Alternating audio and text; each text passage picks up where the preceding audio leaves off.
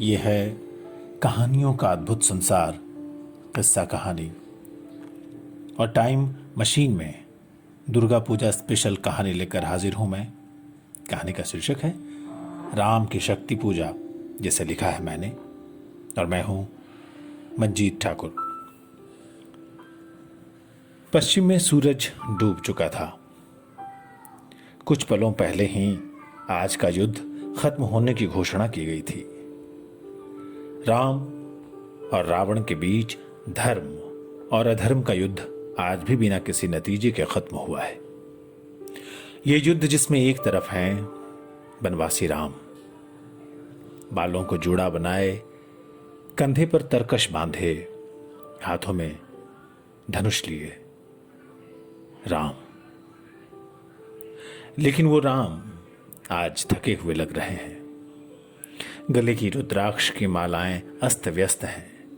कंधे पर, बाहों में, इधर उधर कई घाव लगे हैं जिनसे लहू चू रहा है। जिस धनुष की टंकार से घबराकर सागर तक ने पुल बनाने के लिए रास्ता दे दिया था, वो धनुष भी राम की तरह झुका है। जिस राम को गुरु विश्वामित्र ने एक नाम नहीं, संज्ञा नहीं, क्रिया कहा था, राम यानी किसी भी समस्या का समाधान, वही राम आज उलझे हुए से लग रहे हैं। दूसरी तरफ रावण है, जो अभी अभी युद्धभूमि से वापस गया है। उसका रथ मानो हथियारों का जखीरा है, और फिर भी सोने से मढ़ा हुआ। सारे राक्षस सैनिक उसके रथ के आगे पीछे नाचते गाते कूदते लंका वापस गए हैं। सैनिकों के कदम ताल से चल रहा था। ऐसा लग रहा था धरती टलमल कर रही हो। आज अपनी तरफ से तो राम ने पूरे कौशल से युद्ध लड़ा था। अपने सबसे तेज और तीखे बाण चलाए थे। लेकिन रावण जाने किस मिट्टी का बना था। राम के हर वार को खाली कर दिया था उसने। सनसनाते राम बाण को रावण ने रास्ते में ही काट गिराया था। रावण की हर बढ़त और राक्षसों का दल जयघोष करता, वानर सेना खींच जाती। हर असफलता के बाद राम का क्रोध बढ़ता जाता। आंखों से आग से निकलती और बढ़ते क्रोध के साथ बाण अपने लक्ष्य से भटक जाते। रावण अट्टहास करता, हा, हा, हा, हा, हा। आज के युद्ध में पलड़ा रावण का ही भारी रहा।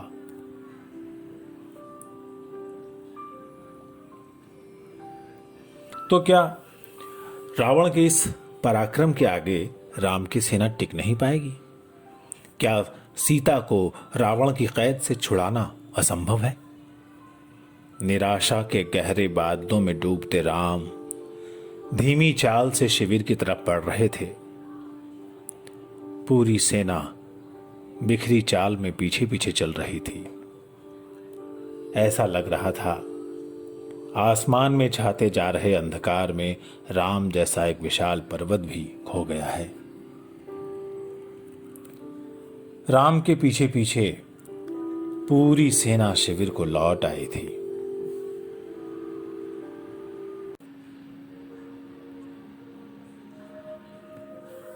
सेना के प्रमुख लोग अगले दिन के युद्ध की रणनीति पर विचार करने के लिए राम के शिविर में आ गए थे।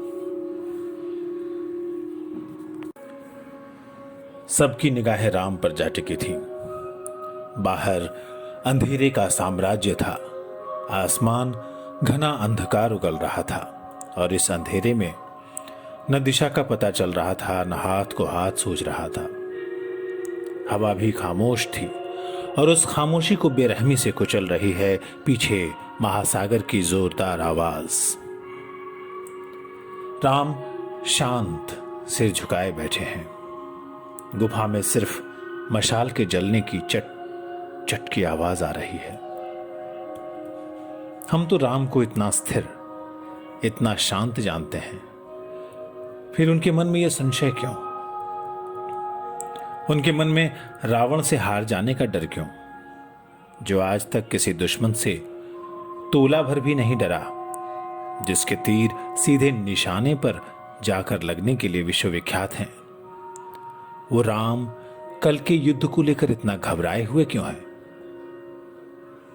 बाहर फैला अंधकार राम के मन में भी छाता जा रहा था, और ऐसे ही घने अंधकार के पलों में उनके मन में बिजली की चमक की तरह आन बसी थी वैदेही, यानी सीता। वही छवि जैसी पहली बार देखी थी राजा जनक के बाग में। पहली बार देखा था राम ने, सामने थी सीता, इस तरफ राम और बीच में फूल के झब्बों से भरी एक लता। राम को याद है कैसे दोनों के बीच आंखों आंखों में बात हो गई थी। पहली बार आंखें मिली थी और वैदेही सीता की नजरें झुक गई थी। राम को लगा था जैसे आम के लाल नए नए पत्ते हवा में कांप रहे हों। जानकी की वही छवि राम के मन में अभी तक छपी है और हमेशा रहेगी। जानकी सीता की उस छवि को याद कर राम के मन में रोमांच हो आया। राम क्षण भर को ये भूल गए कि वो आखिर बैठे कहां हैं, और उनकी भुजाएं कुछ ऐसे फड़की जैसे शिव धनुष की डोरी चढ़ाते वक्त फड़की थी। राम को याद आ गए अपने अनगिनत मंत्र सिद्ध दिव्यास्त्र, अपनी वो सारी विद्याएं जो विश्वामित्र ने उन्हें सिखाई थी।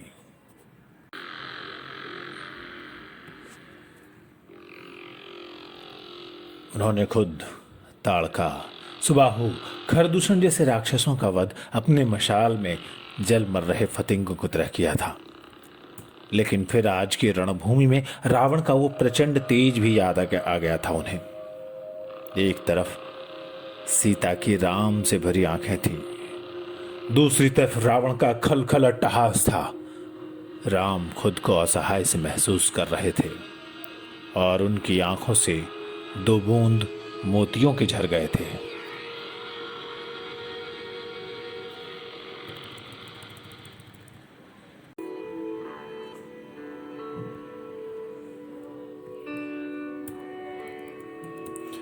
राम का उतरा हुआ चेहरा देखकर हर कोई गुमसुम हो गया था।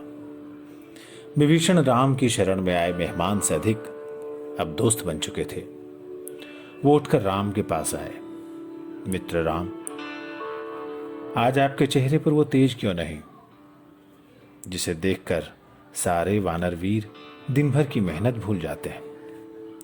आपका खिला चेहरा देखकर ही तो इन वीरों ने सागर पर पुल बनाने जैसा कठिन काम कर दिखाया।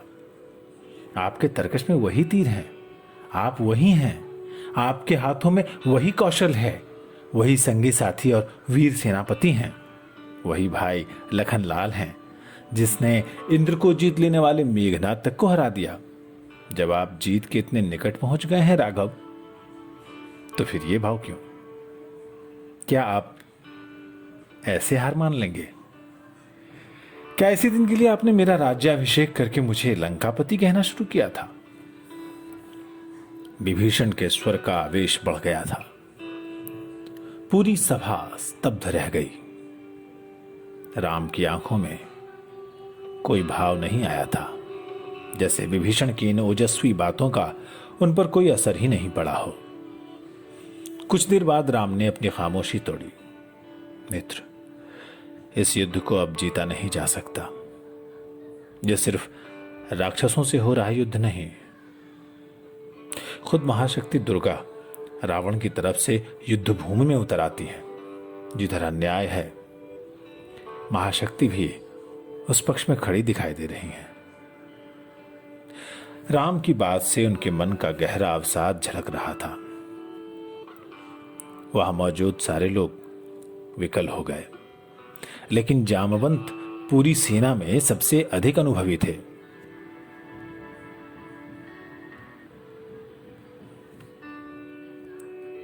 वो अपनी जगह उठकर खड़े हो गए थे।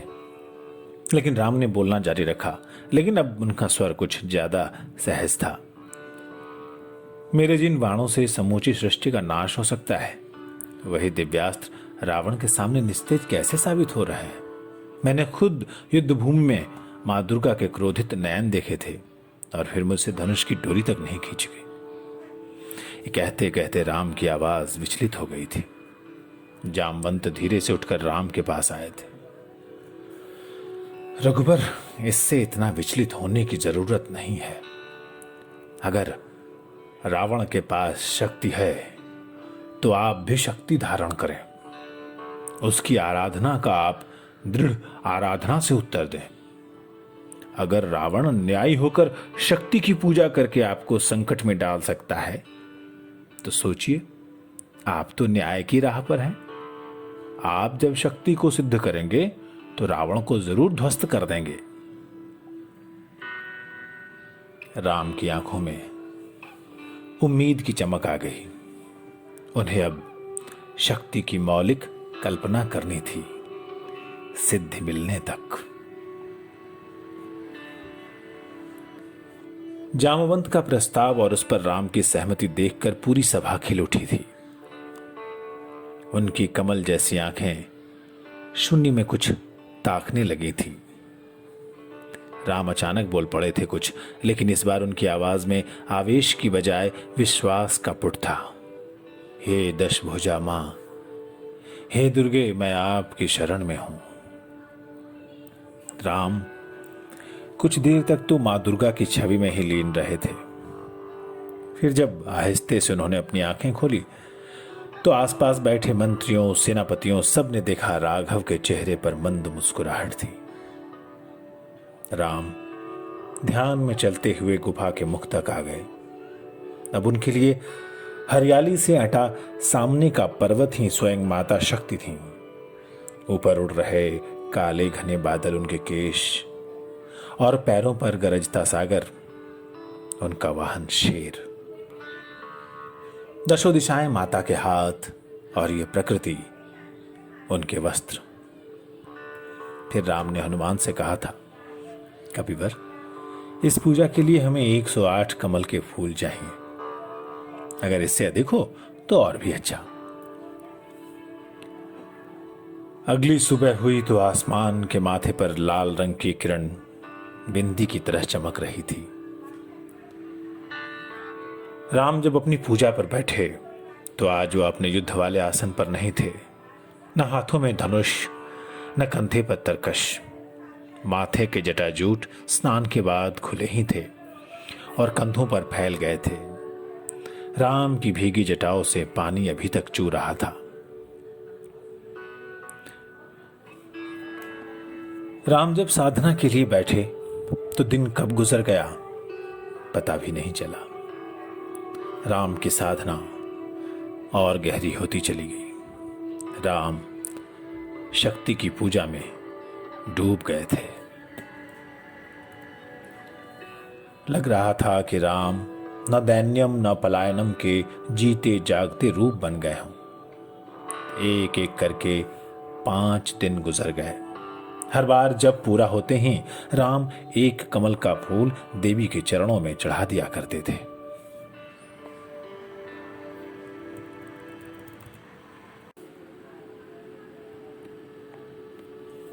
राम के मुख से निकला मंत्र चारों दिशाओं में गूंजने लगा था। या देवी सर्वभूतेषु विष्णुमायेति शब्दिता, नमस्तस्यै नमस्तस्यै नमस्तस्यै नमो नमः। हर मंत्र जाप पूरा होते ही राम एक एक कर कुंडलिनी जगाते हुए उन पर विजय पाते हुए देवी के अखंड स्वरूप से एकाकार होते जा रहे थे। 7वें दिन तो ऐसा लग रहा था मानो राम खुद ही शक्ति के स्वरूप बन गए हों। उनके चेहरे से तेज टपक रहा था। लेकिन तभी एक घटना घट गई। लगा पूजा अधूरी रह जाएगी। पूजा में शायद एक फूल कम पड़ गया था।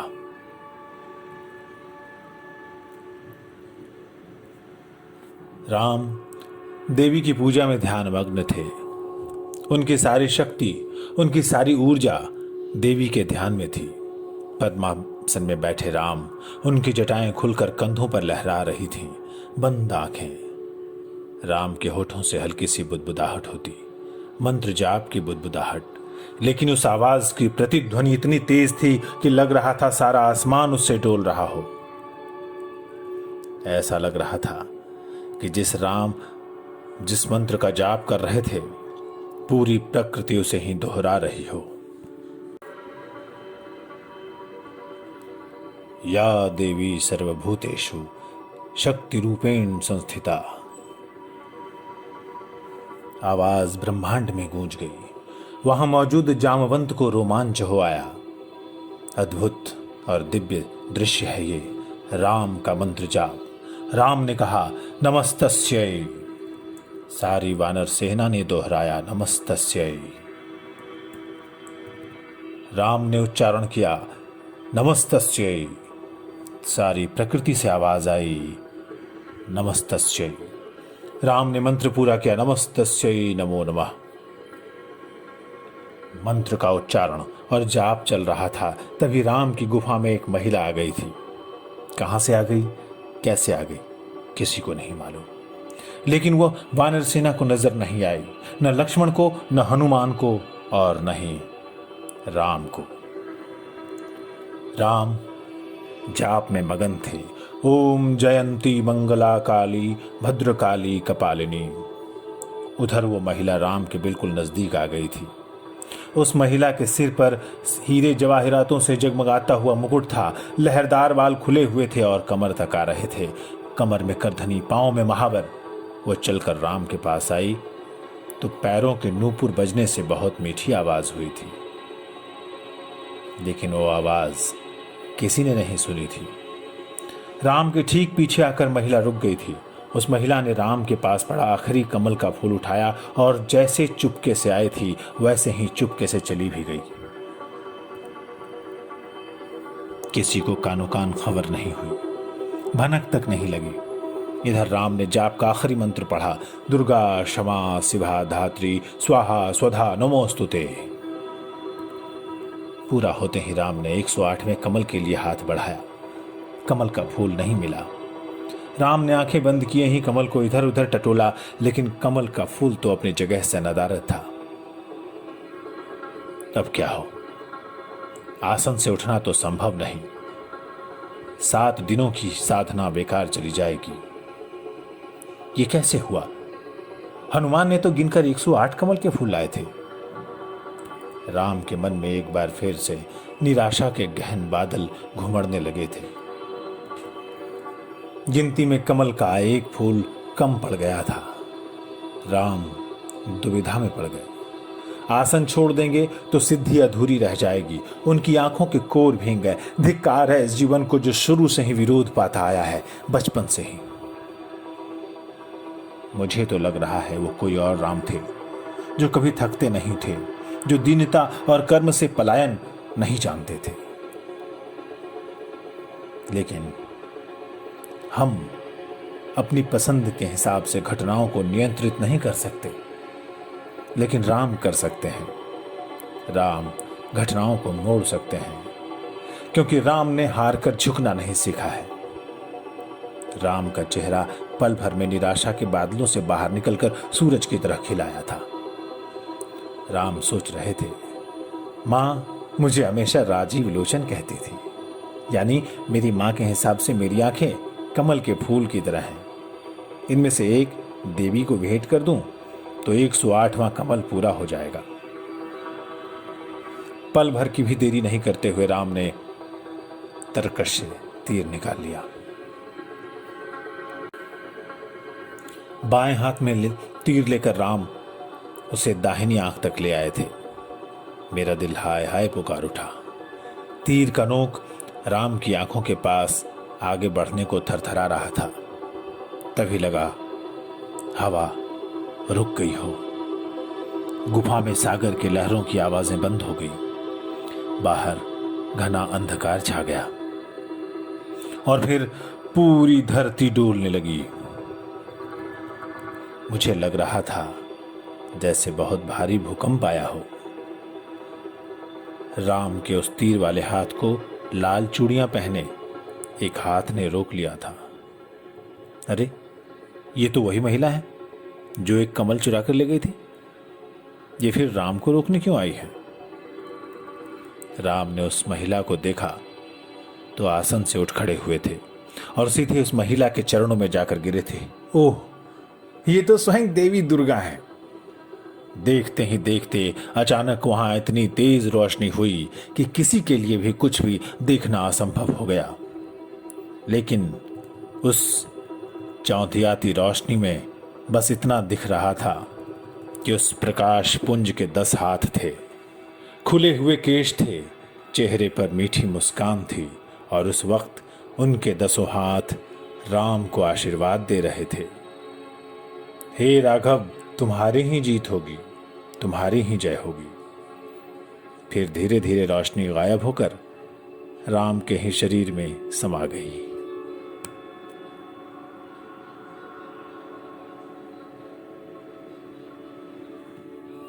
अभी आप सुन रहे थे राम की शक्ति पूजा और यह आवाज मंजीत ठाकुर की। नमस्कार।